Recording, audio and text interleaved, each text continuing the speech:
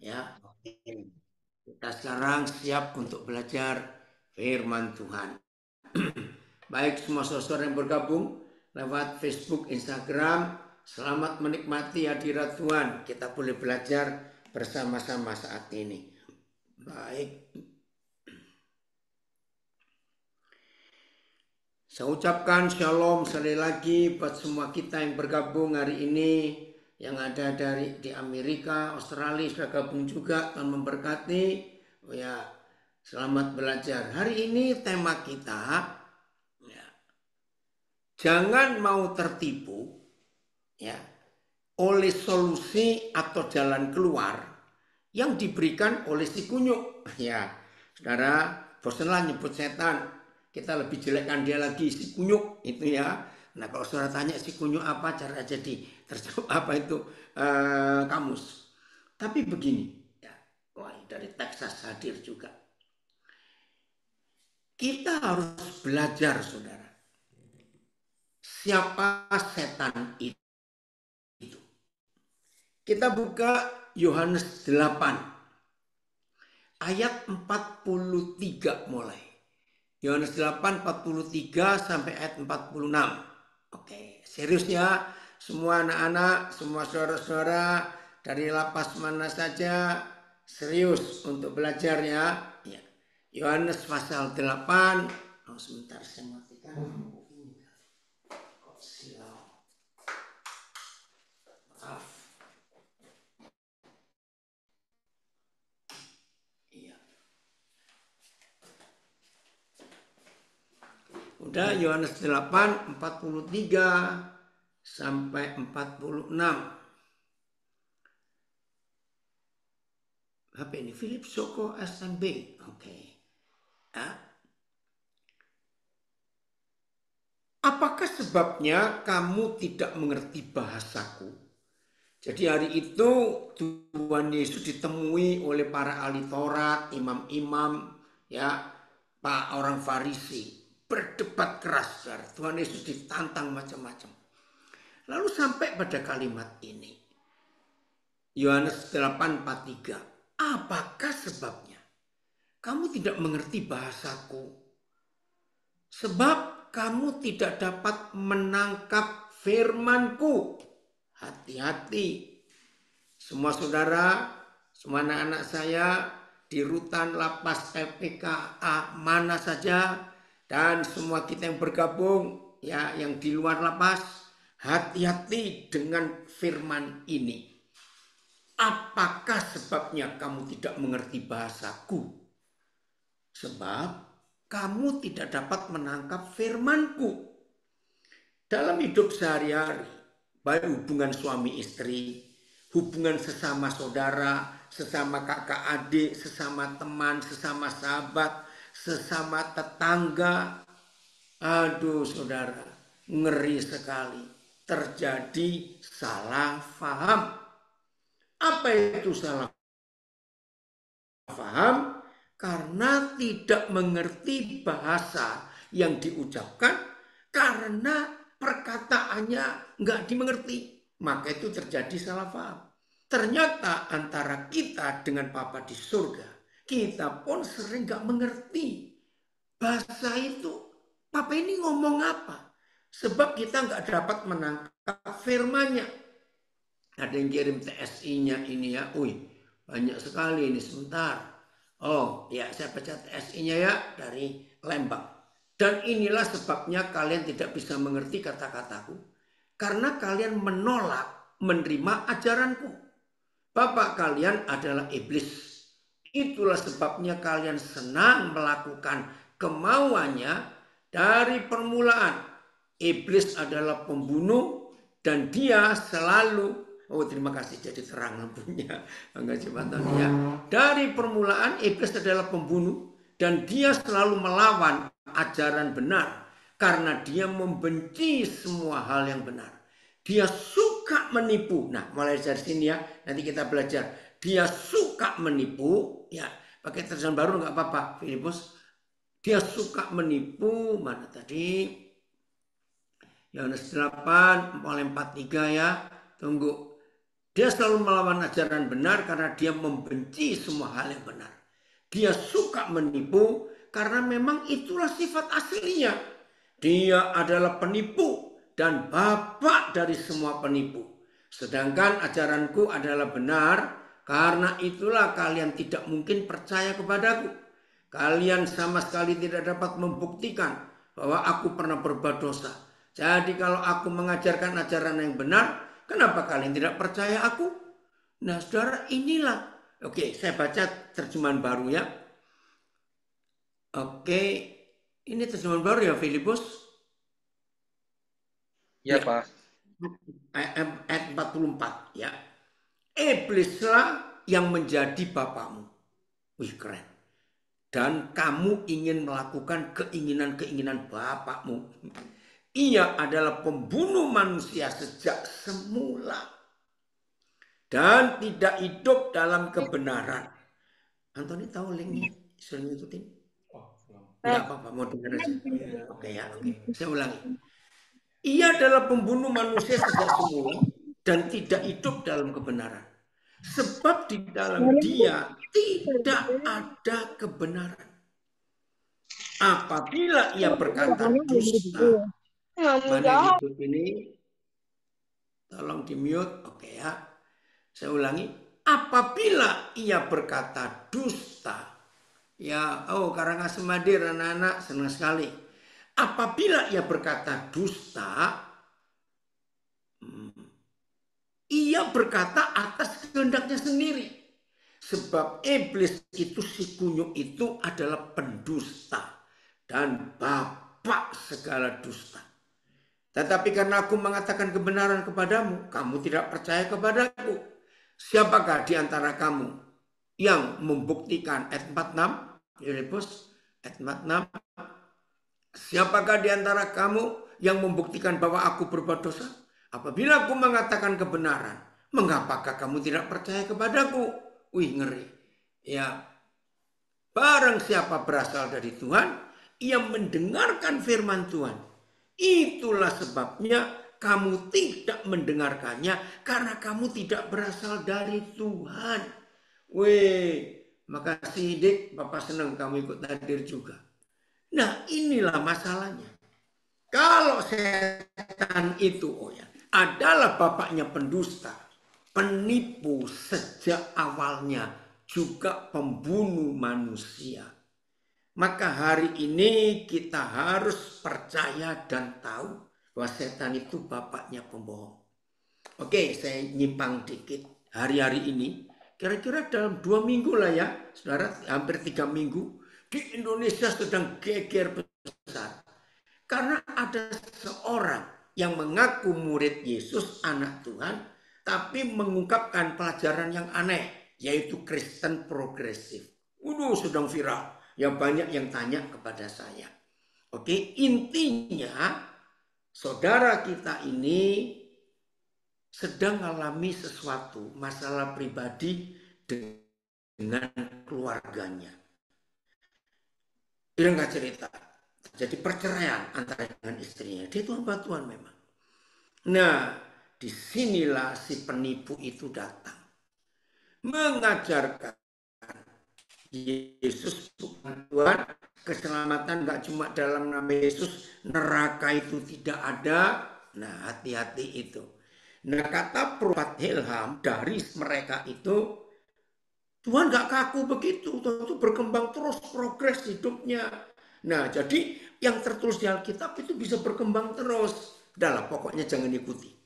Ya, semua jawaban yang saya berikan kepada saudara yang tanya tentang Kristen progresif, saya bilang begini. Yang tertulis di Alkitab, Ambon Nadir ya, LP Wanita Ambon Nadir. Yang tertulis di Alkitab, itu belum semua kita bisa lakukan. Untuk apa? Kita cari-cari yang lain. Jadi lakukan saja yang tertulis lebih dulu. Baru kita tekun supaya kebenaran itu nyata. Nah, hari ini kita harus hati-hati. Ternyata setan bisa memberi tawaran jalan keluar. Maaf ini maaf. Tidak sedikit di antara kita terjerat dengan pinjaman online. Maaf saya katakan ini. Pinjaman online itu mencekik. Bukan cuma menjerat. Mencekik saudara. Dan tidak sedikit yang mati bunuh diri. Karena nggak bisa bayar dan bunganya naik terus. Nah, itu bukti setan itu suka menawarkan solusi. Ketika terjepit, ketika kepepet, ketika terpojok, datang si kunyuk berbisik di pikiran orang-orang itu. Pinjol saja, pinjaman online. Nggak apa-apa kok, kamu pasti bisa bayar. Nah, itu salah satu contoh. Bahwa setan banyak memberi jalan keluar. Tapi hati-hati. Satu kali saudara. Ada seorang, ya ini saya cerita seorang suami. Lagi punya masalah berat dengan istrinya. Saya nggak cerita masalahnya apa. Dia kepepet, dia bingung, dia pusing. Bagaimana cara jalan keluarnya? Ini. Saudara setan datang. Tiba-tiba datang beberapa teman baik loh. Ya datang. Terus mereka tanya, kenapa wajahmu murung? Kenapa kamu galau? Ya biasa karena teman baik. Maka seorang suami ini cerita, aduh di rumahku stres. Karena istriku begini, istriku begitu. Pokoknya cerita begitu. Saudara, setan bisa datang. Menawarkan solusi. Kamu masih gagah. Kamu masih cakep. Kamu masih mampu. Tinggalin aja. Dan cari perempuan yang lain. Banyak yang lebih baik. Kedengarannya gampang solusi itu. Tapi disinilah si kunyuk itu. Bahkan berapa banyak di antara kita jadi pembunuh. Lihat berapa kali kejadian yang belum lama berapa bulan yang lalu. Hanya karena uang 20.000. Kasus di Jogja. Enggak cuma dibunuh tapi dimutilasi. Waktu saya dengar itu hanya karena uang 20.000. Ampun. Wih, ngeri sekali. Bisa saja. Nah, maka itu. Hati-hati ketika kita sebagai manusia bisa terjepit, bisa kepepet, bisa tersudut, bisa terpojok. Hati-hati.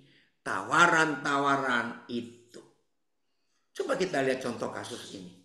2 Samuel 13. Ada salah satu anaknya Raja Daud. Saudara, ngeri loh, ini orang hebat, anaknya Raja Daud. Shalom juga dari Medan, oke ya, dari Tulungagung, puji Tuhan. Lihat, 2 Samuel 13. Kita lihat ayat ini. Hati-hati itu, mulai ayat yang keempat. 2 Samuel 13 mulai ayat yang keempat. Ya betul, tergantung kita memang mau nggak dibohongin oleh iblis, ya toh. Nah, kita harus bertanggung jawab atas diri kita sendiri. Oh, mulai ayat 3 dulu. Nah ini sahabatnya. Jadi setan itu bisa pakai siapapun, apalagi teman-teman baik kita. Ayat 3 dulu ya. Amnon mempunyai seorang sahabat. 2 Samuel 13 ayat 3. Amnon mempunyai seorang sahabat bernama Yonadab, anak Simea kakak Daud. Perhatikan, Yonadab itu seorang yang sangat cerdik. BIS. Amnon mempunyai seorang sahabat yang sangat cerdik namanya Yonadab, anak Simea abang Daud, TSI. Amnon berteman akrab dengan sepupunya yang sangat cerdik namanya Yonadab. Yonadab adalah anak Simea saudara Daud. Saudara bukan cerdik, terjemahan betul licik. Seperti ular. Kalau sudah bicara cerdik atau licin, kita harus bicara tentang ular. Ya, jangan tanya kenapa Tuhan ciptakan ular. Lidahnya bercabang 2, itu urusan Tuhan. Tapi di situ kita bisa belajar. Hati-hati mulut ular, lidah ular bercabang 2. Bisa ngomong A lalu pindah B, dari B pindah ke T dan semuanya itu. Hati-hati. Terus ayat 4. Ya, hati-hati sahabat ya. Katanya kepada Amnon, "Hei anak raja, Mengapa engkau demikian merana setiap pagi? Tidakkah lebih baik engkau memberitahukannya kepadaku? Kenapa engkau galau? Engkau anak raja kok tiap pagi galau. Kata Amnon kepadanya, aku cinta kepada Tamar, adik perempuan Absalom saudaraku itu. Nah ini loh, gara-gara Daud punya banyak istri, jadi punya banyak anak dan istri yang lain. Nah ini terjadi adik tiri, saudara tiri, sepupu semuanya, aduh kacau betul. Ya, TSI. Yonadab bertanya kepada Amnon, hai anak raja, mengapa kamu setiap hari selalu terlihat murung? Ya, wajar bukan, namanya sahabat. Tanya kenapa begitu? Ya, terlihat murung. Ceritakanlah masalahmu kepadaku. Baik gak? Baik toh, sahabat ini mau menolong, menawarkan diri. Apa yang bisa aku bantu? Jawab Amnon kepadanya, aku sedang jatuh cinta kepada Tamar, saudara tiriku itu. Jatuh cinta. Ayat berikut, ayat 5. Ya, ayat 5.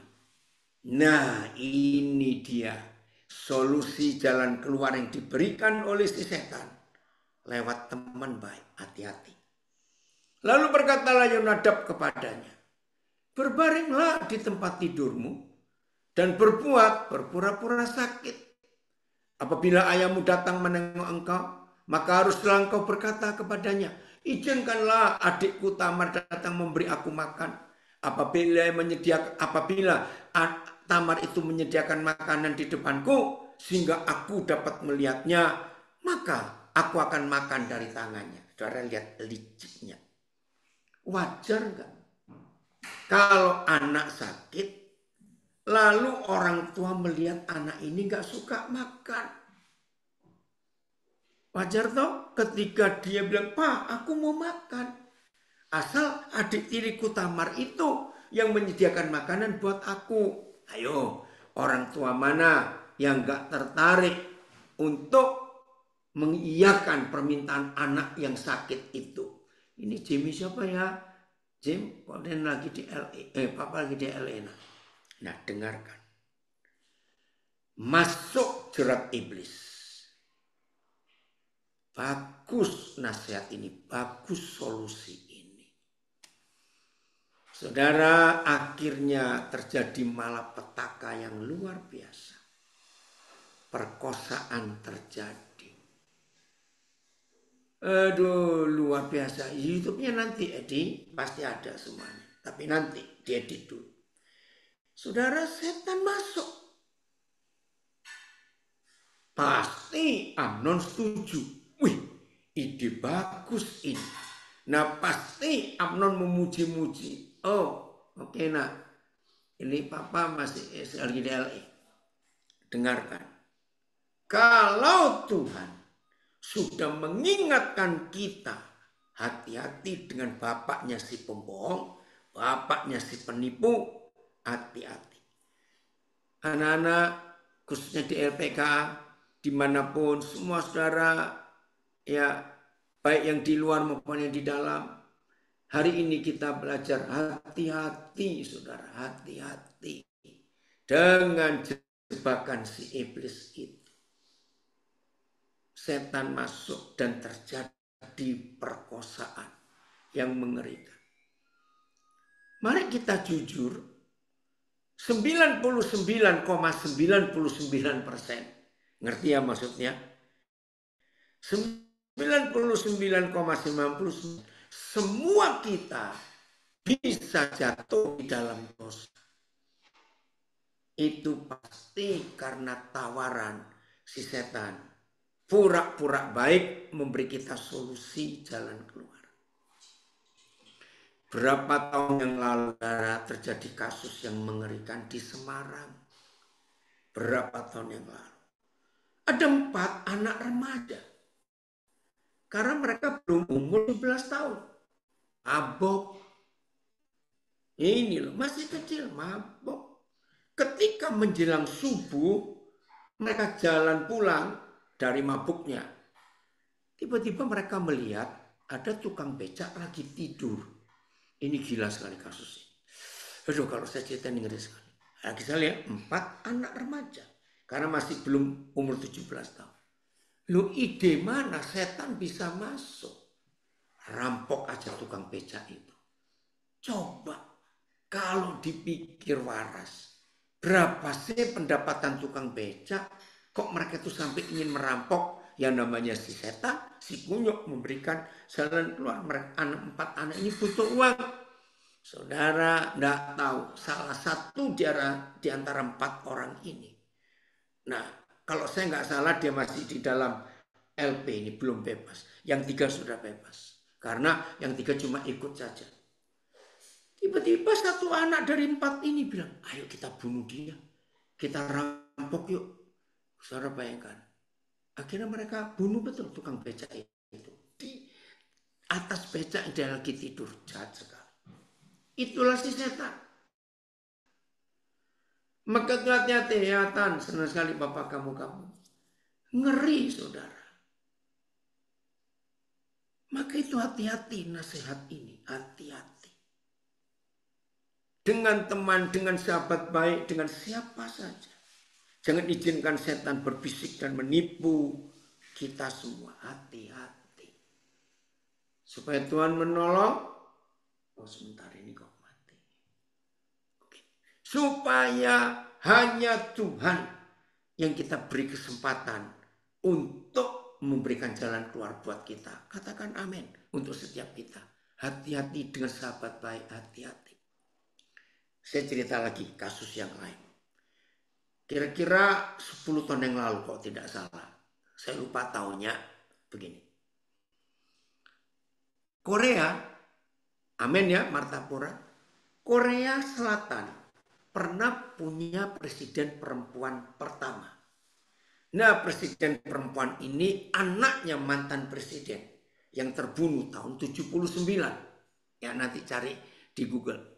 Wah, orang Korea senang sekali karena punya presiden perempuan yang pertama. Tapi ada masalah. Belum sampai 1 periode presiden perempuan ini menjabat. Terjadi kasus yang mengerikan. Wow, sampai Korea Selatan panik. Nah, presiden perempuan ini tidak menikah. Oke, karena dia sayang papanya, kemana-mana dia nemenin papanya. Ya, nah saudara suatu hari dia punya sahabat baik, ya dia punya sahabat baik sesama perempuan, teman baik dari kalau nggak salah pokoknya teman sekolah dari masih SD, SMP, SMA sampai kuliah. Nah, ketika dia dilantik jadi presiden, dia ngajak sahabat baiknya ini tinggal di istana. Kalau Amerika Serikat ada White House, itu istananya Presiden Amerika. Kalau di Korea Selatan di Seoul, itu namanya Blue House, rumah biru. Nah salahnya presiden perempuan ini, padahal negara menyediakan penasehat resmi. Supaya kalau ada masalah apa-apa kenegaraan, presiden siapapun bisa minta nasihat pada para penasehat yang disahkan oleh pemerintah. Tapi presiden perempuan ini lebih percaya sahabat baiknya yang dikenal sejak berapa puluh tahun yang lalu. Ringkas cerita, entah bagaimana caranya sahabat baiknya presiden ini ngajari presiden untuk minta uang ya kepada perusahaan-perusahaan terkenal, Samsung, saudara Daewoo, ya pokoknya terkenal itu. Wah kasusnya besar sekali. Dituruti oleh presiden ini. Dan celakanya juga para pengusaha konglomerat Korea ini menyetujui. Ya habis yang minta presiden. Nah saudara nanti cari di Google kasusnya. Akhirnya ketangkap dan mungkin sampai sekarang masih di penjara presiden ini. Di tengah jalan belum selesai. Dia digulingkan dan diganti presiden yang lain. Nah maka itu hati-hati dengan sahabat baik. Hati-hati. Oke, ada komen dari Pak Joko saya baca. Persia seperti Raja Rehabiam yang lebih menurut nasihat teman sebayanya sehingga kerajaan Israel pecah jadi 2. Betul. Boleh nggak ini ditayangkan ayatnya Coba carikan ya ayatnya. Ayat berapa Joko? Ayo kita baca. Terima kasih untuk itu. Oke, shalom semuanya yang ikuti belajar. Betul, dari Magelang ada komen teman yang mendatangkan kecelakaan. Betul. Ada? Oh persis ya, persis seperti resep dan Abiam. Pasal berapa dua raja-raja itu? Joko, ayo kita baca. Ngeri nasihatnya. Ya, untuk menekan pajak, untuk menekan rakyat. Oh bentar, oke kita lanjut dulu. Nah, sekarang kita belajar. Kalau saudara mau mengetahui apa yang tertulis di Alkitab, saudara dengarkan. Dosa pertama yang tercatat di kitab Kejadian itu bukan dosa karena Hawa ambil buah itu, tidak. Jangan salah. Ya, dosa yang pertama yang tercatat di Kejadian 3 itu dosa dusta. Dosa kebohongan yang dari iblis. Maka itu tema yang kita baru dapat tadi dari Pak Filipus. Hati-hati dengan solusi tawaran jalan keluar dari si kunyuk. Karena si kunyuk itu bapaknya pendusta, bapaknya pembohong. Nah, jadi dosa pertama yang tertulis di Alkitab itu kebohongan. Hati-hati dengan itu. Karena kebohongan itu merusak dan menghancurkan semuanya. Papa, mama. Aduh. Oh, 1 Raja-Raja 12 ya. Ya, oke nanti ya Filipus catat nanti ya. Papa, mama. Tolong. Jangan pernah mengajarkan kebohongan kepada anak-anak kita. Kasihan mereka. Kalau salah katakan salah, kalau benar katakan benar. Kalau dosa katakan dosa. Jangan dipoles. Racun, oh itu kecap nah. Itu gula cair, hati-hati. Mungkin juga berkata, nggak ada sih orang tua sebodoh itu. Masa, pare-pare harus keluar. Waduh, Tuhan memberkati ya. Tuhan menolong. Nah. Maka itu hari ini kita harus percaya kepada firman Tuhan. Jangan percaya kepada kebohongan si iblis. Jangan. Maka itu penting sekali dalam hidup kita memperhatikan kebenaran itu. Ya. Oke ya, nanti kita akan melihatnya. Jadi dosa pertama itu bukan soal Hawa makan buah itu, tidak. Tapi setan menipu. Kita buka Kejadian 3 sekarang ya. Kejadian 3. Mulai ayat yang keempat. Ya. Kejadian 3 ayat yang keempat. Kita melihat ini. Oke, dari Malang ada komen. Kebohongan yang tidak dibereskan akan ditumpuk kebohongan berikutnya. Betul sekali itu. Jadi bohong, jadi bohong, jadi bohong. Nah begitu. Ya, kita harus hati-hati. Tetapi ular itu berkata kepada perempuan itu, lihat ini. Inilah dosa pertama yang tercatat di Alkitab. Bukan Hawa makan buah. Tidak. Tetapi ular itu berkata kepada perempuan itu, sekali-kali kamu tidak akan mati. Kalau anak muda dan sekarang, inilah kebohongan setan. Jadi dosa pertama yang tercatat di Alkitab adalah dusta, bohong, gombal, orang Surabaya bilang. Nah, terus lihat ayat yang pertama. Naik dulu ya pasal 3. Siapa ular itu, setan itu? Ayat 1, Kejadian 3 ayat 1. Adapun ular ialah yang paling cerdik, paling licik. Sudah badannya licin, lidahnya bercabang 2. Manis kata-katanya, pembohong dan pendusta. Yang baru gabung ingat tadi Yohanes 8. Ya, ayat 43 sampai 46. Ngeri. Adapun ular itu ialah yang paling cerdik, paling licik dari segala binatang di darat yang dijadikan oleh Yahweh Tuhan. Ular itu berkata kepada perempuan itu, tentulah Tuhan berfirman, semua pohon dalam taman ini jangan kamu makan buahnya. Bukan. Nah, kata bukan ini dalam tata bahasa apa saja. Ambigu, membingungkan. Ya, nah, padahal Hawa menjawab, loh saudara. Lihat ayat 2. Lalu saat perempuan itu kepada ular itu, buah pohon-pohon dalam taman ini boleh kami makan. Tetapi tentang buah pohon yang ada di tengah-tengah taman, Tuhan berfirman. Nah, lihat. Jadi sebetulnya Hawa sudah ngerti. Tuhan berfirman, jangan kamu makan ataupun kamu raba, kamu sentuh buah itu, nanti kamu mati. Jelas juga, mati kamu nanti. Ayat 4. Tetapi ular itu berkata kepada perempuan itu, sekali-kali kamu tidak akan mati. Wih, ngeri sekali sekarang.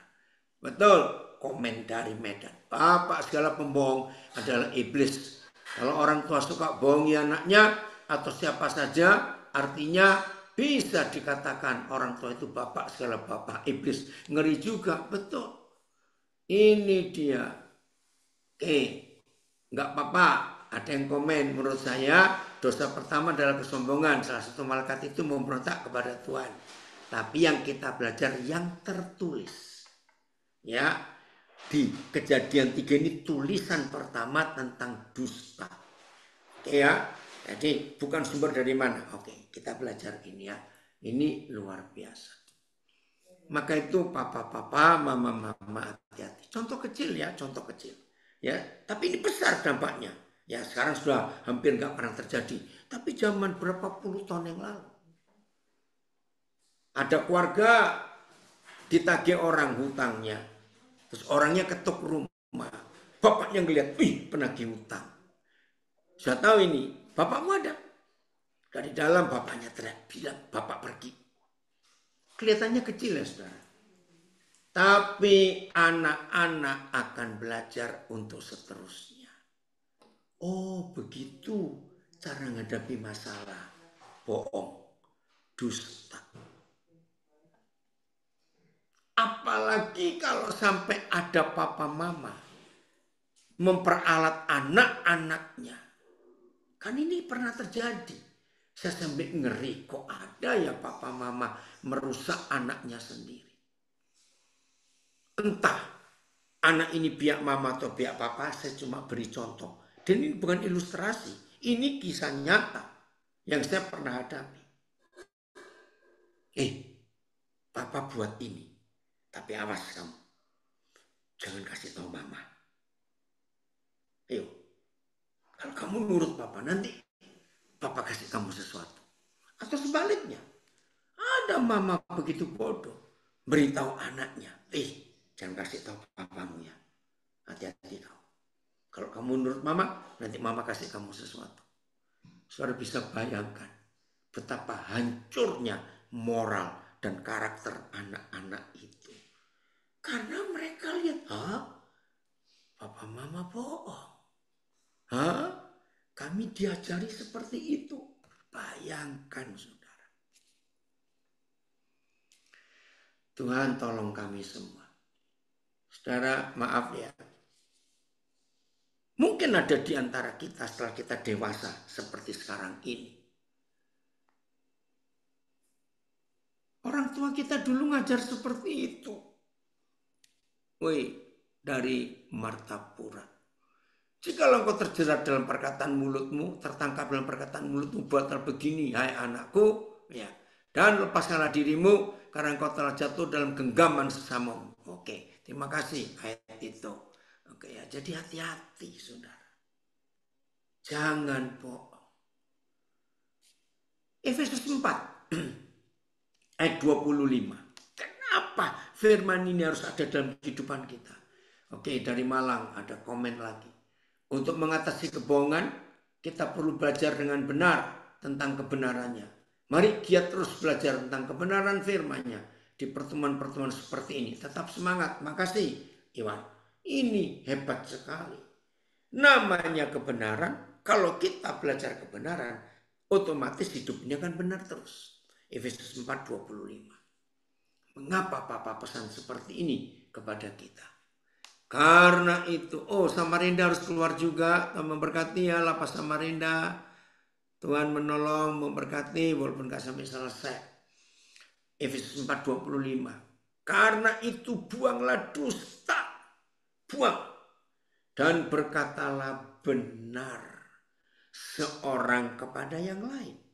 Karena kita adalah sesama anggota. TSI-nya Filipus. Ngeri lu saudara, dosa kebohongan itu. Henry, puji Tuhan kamu hadir.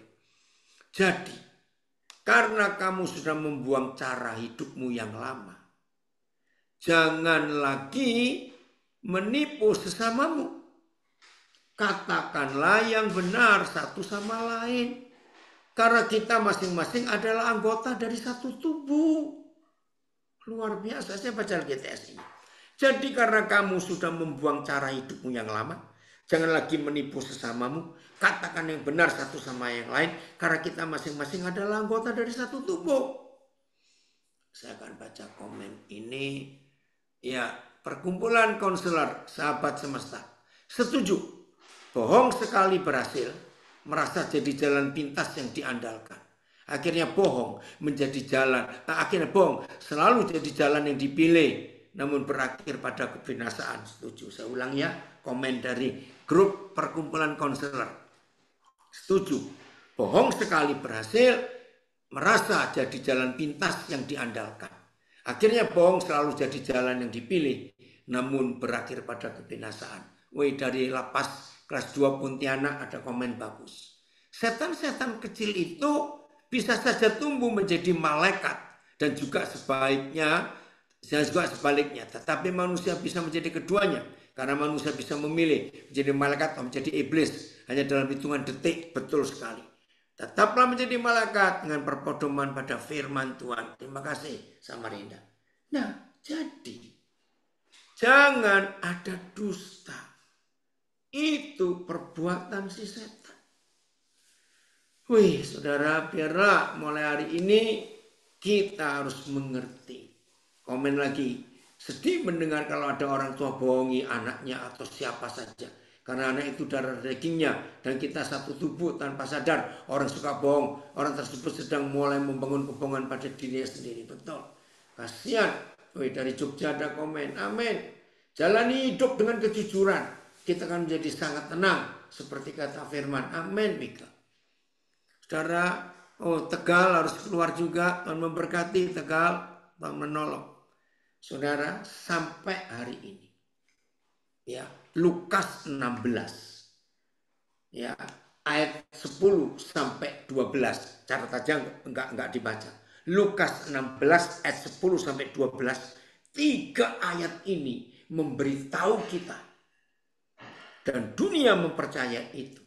Modal utama orang hidup itu cuma 2. Bukan modal intelektual, bukan modal gelar, bukan modal pengalaman, bukan modal uang. Catat. Menurut Lukas 16 ayat 10 sampai 12. Modal hidup walaupun yang bukan Kristen. Walaupun yang tidak beragama Kristen. Ya, dengar. Modal hidup cuma 2 menurut ketiga ayat ini. Lukas 16 ayat 10 sampai 12. Rajin dan jujur. Titik. Saya ulangi. Modal yang Tuhan beri kepada semua manusia itu sama di dunia. Itu cuma 2. Saya ulangi, bukan pengalaman, bukan gelar, ya, bukan intelektual, bukan uang. Skill, keahlian tidak. Orang bisa hebat, jenius, intelektualnya tinggi, wah pintar. Tapi kalau nggak jujur dan nggak rajin, nggak ada orang yang bisa menerima kerja dimanapun juga. Catat, maka itu semua saudara dari LP mana saja anak-anak saya perhatikan. Nanti kalau kalian bebas, pegang modal yang cuma 2 ini. Rajin dan jujur.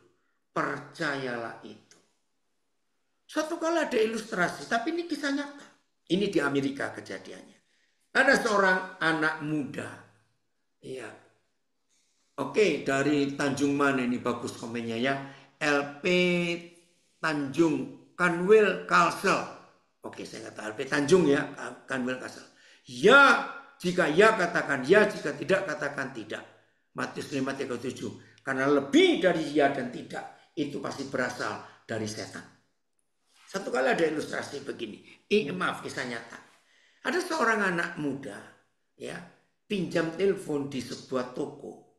Ya, karena dia nggak punya telepon. Nah, akhirnya dipinjami oleh pemilik toko itu. Nah, kedengaran karena pakai speaker. Nah, terus tanya, ini siapa? Saya bilang, oh saya tukang kebun itu. Oh ya, bagaimana? Ya, kira-kira bagaimana hasilnya? Oh bagus kok. Nah, kalau aku tawarin yang lain, bagaimana lebih bagus enggak? Aku enggak mau terima yang lain. Orang yang ada itu sudah begitu baik kerjanya, sudah begitu rajin kerjanya. Saudara, lalu yang punya toko ini tanya, kamu telepon siapa tadi? Kok nawarin orang lain untuk? Enggak, itu biasanya keluarga yang suka pakai tenagaku untuk membersihkan kebunnya. Oh ya, hebat sekali cara kamu ngomong seperti itu. Kenapa? Nah, lalu yang punya toko itu bilang, mentalmu itu luar biasa. Ternyata kamu cuma ngetes langgananmu itu. Apakah perlu diberi, apa diganti yang lain. Hebat sekali. Nah, saudara perhatikan. Inilah kisah nyata. Lagi sekali semua saudara yang nanti akan bebas dari LP. Nggak perlu takut kalau saudara nggak punya ijazah apapun. Nggak perlu takut kalau engkau, maaf, lulusan LP. Nggak perlu takut. Tuhan akan membela. Asal disikap karakter saudara. Cuma ada 2 hal ini. Rajin dan jujur.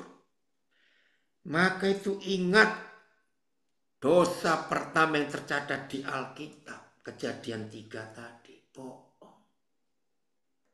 Luar biasa. Saya nggak kenal siapa Arkun ini. Ya Tuhan, pasti kamu berhasil. Itu aja. Jujur, rajin. Rajin, jujur. Udah, gak usah takut miskin. Kalau saudara hidup rajin dan jujur seumur hidupmu, maka engkau akan jadi orang berhasil sampai akhir hidupmu nanti. Tapi yang tidak jujur dan tidak rajin, hanya ingin untung sekejap banyak.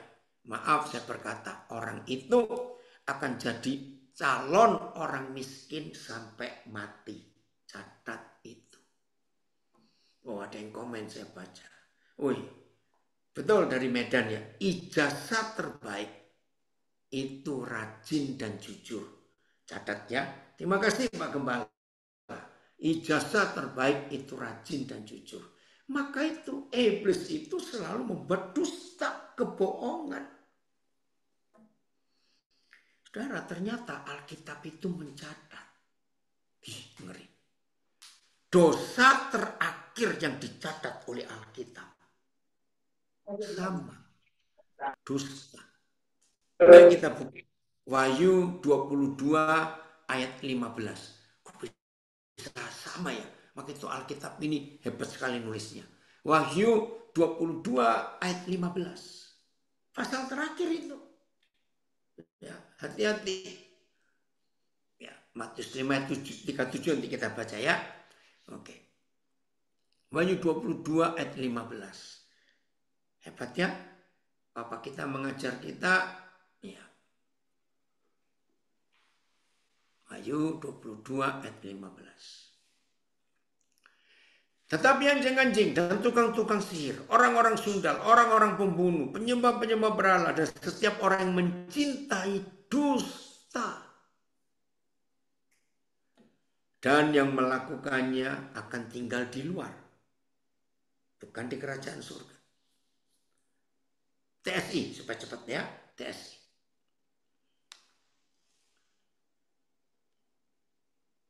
Oh, ada orang muda hebat dari Tangerang, PSD.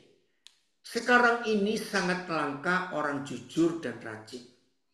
Itu adalah karakter yang sangat dibutuhkan di zaman ini. Amin, betul Sam. Biarlah kita semua ada dalam golongan langka, yaitu menjadi orang yang rajin dan jujur. Amin, setuju. Saya ulangi ya, ini komen bagus. Sekarang ini sangat langka orang yang jujur dan rajin. Itu adalah karakter yang sangat dibutuhkan di zaman ini. Biarlah kita semua ada dalam golongan langka. Amin. Yaitu menjadi orang yang rajin dan jujur. Baik, TSI-nya, Wahyu 22:15. Tetapi, semua orang yang hidup tanpa rasa bersalah. Aduh, ngeri.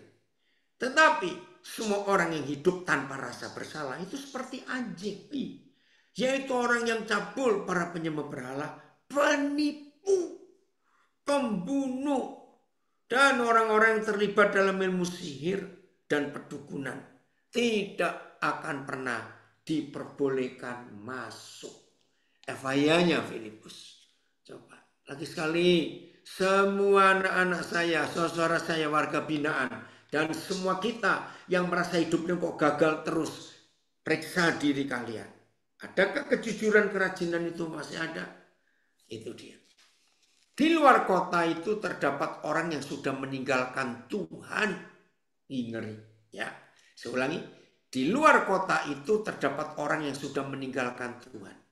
Tukang sihir, orang cabul, pembunuh, penyembah berhala, catat.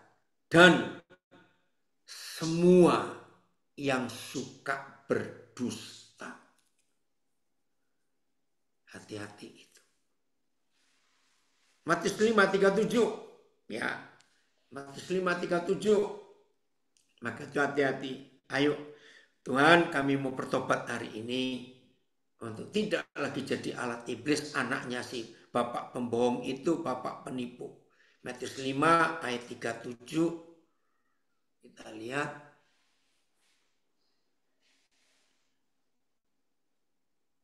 Amin. Udah, Matius 5:37. Jika ya, hendaklah kamu katakan ya. Jika tidak, hendaklah kamu katakan tidak. Apa yang lebih daripada itu? Berasal dari si jahat. Ini si pendusta itu. TSI-nya Filipus. TSI-nya. Maka itu kita harus hati-hati dalam hidup. TSI Filipus. Oke. Jadi biarlah kamu hanya berkata itu benar kalau hal itu benar. Atau itu salah kalau hal itu salah. Janganlah menambah apapun untuk menguatkan sumpah atau perjanjianmu. Karena apapun yang kamu tambahkan berasal dari iblis. Yang kita tambahkan. Jangan ya saudara, takut akan Tuhan. FYI-nya Filipus. FYI-nya.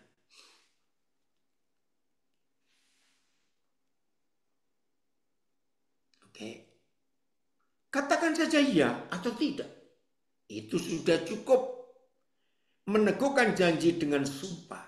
Menunjukkan bahwa ada sesuatu yang tidak beres. Wih, terjemahnya bagus. Jadi artinya, nggak usah pakai sumpah. Kalau saudara dan saya itu jujur, tidak dusta, maka nggak perlu pakai sumpah. Katakan saja ya atau tidak. Itu sudah cukup. Meneguhkan janji dengan sumpah, menunjukkan bahwa ada sesuatu yang tidak beres. Keren ya terjemahan ini. Oh, terima kasih Bapa di surga, Engkau sungguh luar biasa. Oke, sekarang kita lihat nasihat orang yang dipakai oleh iblis, mulutnya licik. 1 Raja-Raja, berapa tadi itu ya? Coba 1 Raja-Raja, pasal berapa tadi? Pasal 12 mulai ayat 8. 1 Raja-Raja 12 mulai ayat 8. Hati-hati dengan nasihat yang salah dari si kunyuk, dari si setan itu. Ya. Nah ini setelah Salomo dipanggil Tuhan, kerajaannya goncang. Oh, begitu mulai gini satu terjemahan dari Filipus. Jangan ayat 8 terlalu cepat. Nah ya, apa kabar nak? Ini anak saya yang di pedalaman Kalimantan Barat. Senang sekali Papa kamu hadir. Ya, oke, judulnya menarik. Pecahnya kerajaan itu. Aduh, padahal dari Daud kerajaan itu sudah begitu indah. Sampai Salomo jadi raja, makin luar biasa. Tapi begitu Salomo meninggal, kerajaan itu pecah. Pecahnya gara-gara apa? Jalan keluar dari si setan yang didengarkan oleh anak Salomo. Pecahnya kerajaan itu. Kemudian ayat 1 Filipus. Ya. Kemudian Rehabiam pergi ke Sikem. Sebab seluruh Israel telah datang ke Sikem untuk menobatkan dia menjadi raja. Segera sesudah itu kedengaran kepada Yerobiam anaknya, ini kakak beradiknya, bin Nebat pada waktu itu dia masih Mesir. Sebab ia melarikan diri ke sana di hadapan Raja Salomo, maka kembalilah ia dari Mesir. Orang menyuruh memanggil dia, lalu datanglah Yerobiam, nasihat yang salah ya, dengan segenap jemaah Israel dan berkata kepada Rehabiam, ayahmu telah memberatkan tanggungan kami. Maka sekarang ringankanlah pekerjaan yang sukar yang dibebankan ayahmu dan tanggungan yang berat yang dipikulkannya kepada kami supaya kami menjadi hambamu. Jadi ini minta keringanan pajak, minta keringanan yang apa yang dikerjakan oleh Salomo. Tetapi yang menjawab mereka ayat 5. Pergilah sampai lusa, kemudian kembalilah padaku. Nah, saudara, jadi Rehabiam ya minta waktu 3 hari. Dia cari penasehat. Karena dia raja yang baru memerintah, belum punya pengalaman, sehingga dia cari penasehat. Ya, lusa kamu balik ya. Yerobiam bersama rakyat balik lusa. Tunggu. Sesudah itu Rehabiam meminta nasihat dari para tua-tua yang selama hidup Salomo mendampingi Salomo ayahnya. Ya, udah. Katanya, apakah nasihatmu untuk menjawab rakyat itu? Mereka berkata, jika hari ini engkau mau menjadi hamba rakyat, mau mengabdi kepada mereka dan menjawab mereka dengan kata-kata yang baik, maka mereka menjadi hamba-hambamu sepanjang waktu. Tetapi Rehabiam, raja yang baru ini, mengabaikan nasihat yang diberikan para tua-tua itu.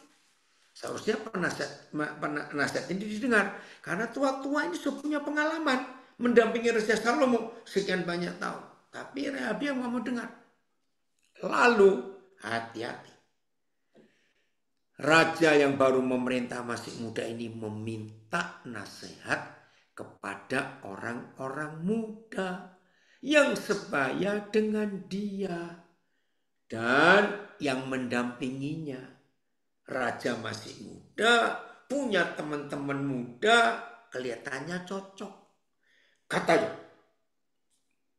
kepada mereka, Rehabiam tanya, apakah nasihatmu, hei teman-temanku, orang-orang muda, supaya kita dapat menjawab rakyat yang mengatakan kepadaku, ringankanlah tanggungan yang dipikulkan kepada kami oleh ayahmu. Ini nasihat si kunyuk, jalan keluar si kunyuk. Lalu orang-orang muda yang sebaya dengan dia itu berkata, beginilah harus kau katakan kepada rakyat yang telah berkata kepadamu, ayahmu telah memberatkan tanggungan kami, tetapi engkau ini berilah keringanan kepada kami. Beginilah harus kau katakan kepada mereka, kelingkingku lebih besar daripada pinggang ayahku. Ini peribahasa, saudara.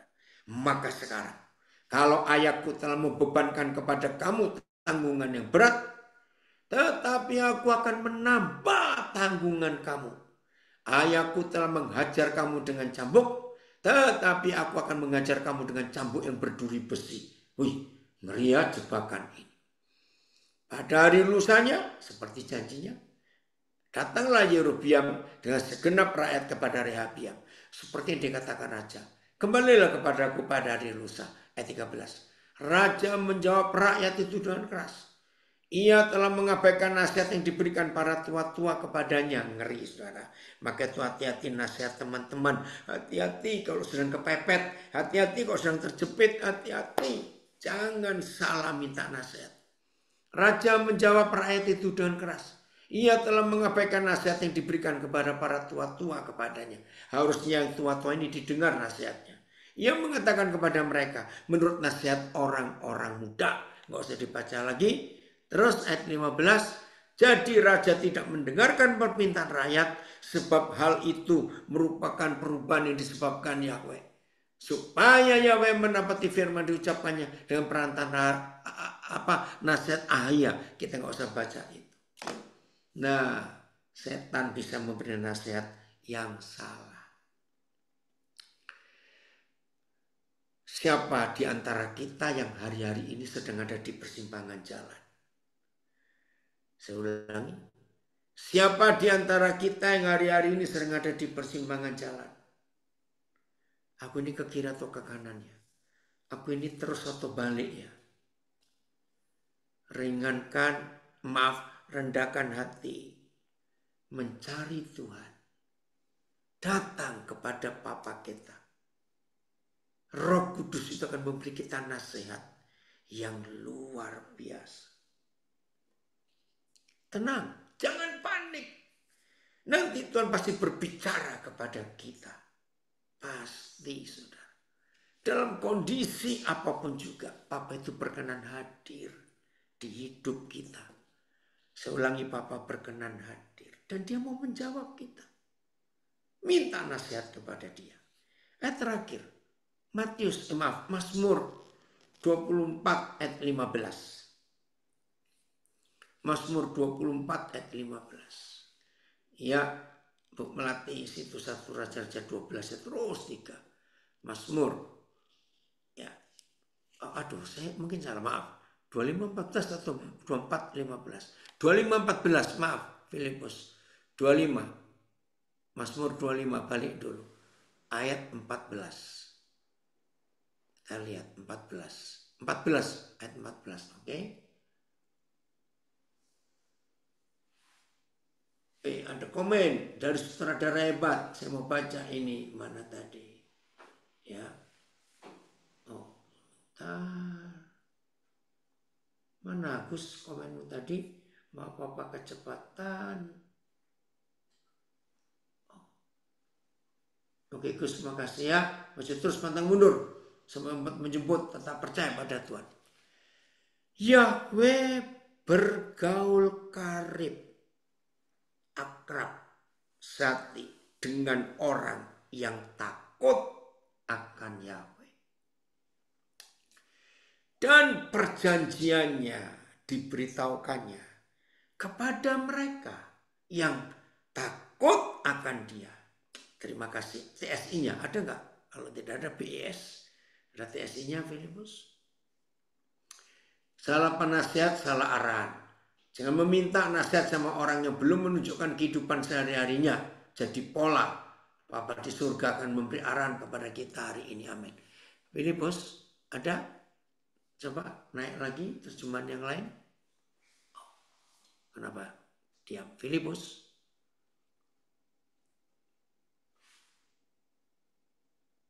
Oke, BS. Lihat ini.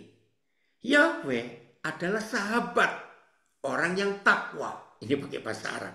Yang erat dengan Tuhan. Ia menyatakan maksudnya kepada orang yang takut Tuhan tadi. Wih keren. Ia menyatakan maksudnya. Jadi kalau saudara dan saya tahu maksud Tuhan, maka kita nggak perlu minta nasihat kepada orang-orang yang ngawur itu. Maka itu hati-hati dengan sahabat yang kita anggap baik. Belum tentu mereka itu baik. Ya, saya ulangi terjemahan bahasa Indonesia sehari-hari ini. Yahweh adalah sahabat orang yang takut Dia. Maka Tuhan Yahweh menyatakan maksudnya kepada mereka. Maka itu saya ulangi lagi. Jangan saudara minta nasihat pada orang yang salah. Cari Bapa di surga. Pupuklah hidup yang selalu merindukan Tuhan dalam hidup ini. Maka sewaktu-waktu Dia bisa kita temui. Evaya-nya Filipus. Evaya. Terima kasih Papa. Percayalah, jangan ada berkata gini, tapi kok sudah sering doa loh. Tapi kok aku nggak dengar suara Tuhan. Jangan menunggu lewat suara atau audible. Papa bicara lewat hati atau lewat ide kita. Evaya, VMD, terima kasih. Yahweh mengatakan nasihatnya kepada para pengikutnya. Weh, terima kasih. Ya, VMD. Ya, Yahweh mengatakan nasihatnya kepada para pengikutnya. Ia mengajarkan perjanjiannya kepada mereka. Ya sudah, kalau memang Papa sudah menyatakan itu, menasihatkan dan mengajarkan, nggak usah cari yang lain. Weh, Matthew, ya Allah, senang sekali nak Papa kamu gabung. Jadi Tuhan itu bisa menjawab kita, saudara. Evayanya. Filipus, Evaya, persahabatan dengan Tuhan, bersahabat, disediakan bagi orang-orang yang menghormati Dia. Hanya kepada orang-orang yang menghormati Dia, Ia memberitahukan rahasia janji-janjinya. Ya sudah, kalau Papa memberi nasihat, memberitahukan rahasia janji-janjinya, menunjukkan jalan keluarnya, ya sudah. Ya, Matthew, coba kamu WA Papa. Papa lupa ini WA-mu. Ya.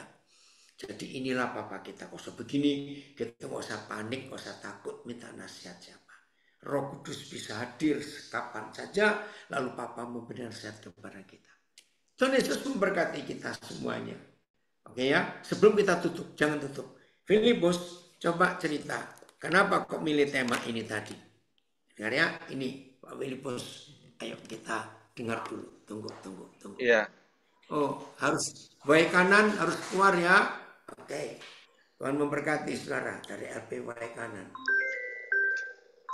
Iya. Oke, Filipus. Baik. Terima kasih Pak sebelumnya untuk firman-Nya pada pagi hari ini. Luar biasa.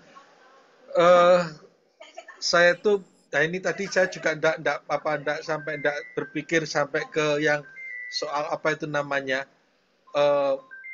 Kristen progresif itu tadi ya. Bagaimana membuat kita mencari jalan keluar yang mudahnya saja. Biasanya seperti itu ya. Kuasa kegelapan itu selalu mencari mudahnya saja. Solusinya itu kalau kita sudah kepepet, kadang-kadang kita mencari nasihat, bukan nasihat yang baik, tetapi nasihat yang salah. Nah, bagaimana supaya kita bisa memberikan nasihat yang mendapatkan nasihat yang benar? Berdoalah, ya, karena hanya Tuhan Yesus saja yang bisa memberikan nasihat yang benar. Beberapa waktu lalu ada warga binaan sudah lulus dari Lapas Banjarmasin. Dia ngomong ke saya, Pak, saya bingung. Saya keluar salah, di dalam salah, mau ke sana salah, ke sini salah, bagaimana? Berdoalah, mintalah hikmat kepada Tuhan, supaya Tuhan menuntun. Apapun yang Bapak kerjakan, nanti Tuhan akan arahkan. Jangan kembali kepada pergaulan yang lama. Jadi seperti Andre juga ya, Andre yang dulu di Lapas Pasuruan itu juga begitu. Waktu dia sudah lulus, dia lepas, nah dia bebas, waktu dia baru keluar dari lapas, sudah ada yang menjemput. Ngajak, yang nawari. Ya, yang nawari. Tawarannya bahkan menggoda. Ya, nanti hasilnya lebih besar dari yang kemarin. Wah, ini kalau bukan Pak Andreas juga yang turut membantu, ya membantu si Andre ini untuk mengawasi, Pak, bisa kebawa lagi ini si Andre dengan pergaulan yang lama yang sudah tidak benar itu. Ya puji Tuhan, Tuhan memakai Pak Andreas bersama tim yang ada menjemput Andre, dikawal, dimanapun dikawal, saudara ya, dikawal supaya tidak terjebak lagi dengan teman-teman yang lama yang memberi nasihat yang palsu, hanya memberikan fata morgana ya, seperti apa namanya, pemandangan yang indah seperti taman Tuhan, tapi ternyata di sana ya bisa dibilang itu adalah neraka, begitu ya. Bisa nanti bisa kejebak kejahatan lagi, bisa masuk kembali ke lapas, bisa berurusan dengan hukum lagi. Nah, jadi mari saya mendorong kepada Bapak Ibu yang ada di rutan maupun di lapas, jika sudah bebas, jika sudah lulus dari kuliah kehidupan yang sekarang Anda jalani, jangan kembali kepada kehidupan yang lama, kepada pergaulan-pergaulan Amin. yang sudah tidak benar, itu ya harus dijauhkan. Jadi harus kembali menjadi yang baru, supaya tidak, kata Pak Andreas, janji Lombok. Ya, janji Lombok. Kalau pedis-pedisnya sudah hilang, kembali lagi.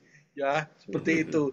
Ya, jadi mari kita bersama-sama saling menasehati, saling menguatkan satu dengan yang lain. Bagi yang masih terjebak dengan persahabatan-persahabatan yang lama, dengan orang-orang yang memberi nasihat palsu itu, mari kita saling menguatkan satu dengan yang lain, menasihati dengan yang benar ya, jangan dengan yang salah. Terima kasih Pak, Tuhan memberkati. Ya, Sama-sama. Oh, jadi itu alasannya pilih tema ini tadi. iya Pak. Dan itu tadi ada Kristen progresif Ya, itu oke. tadi juga.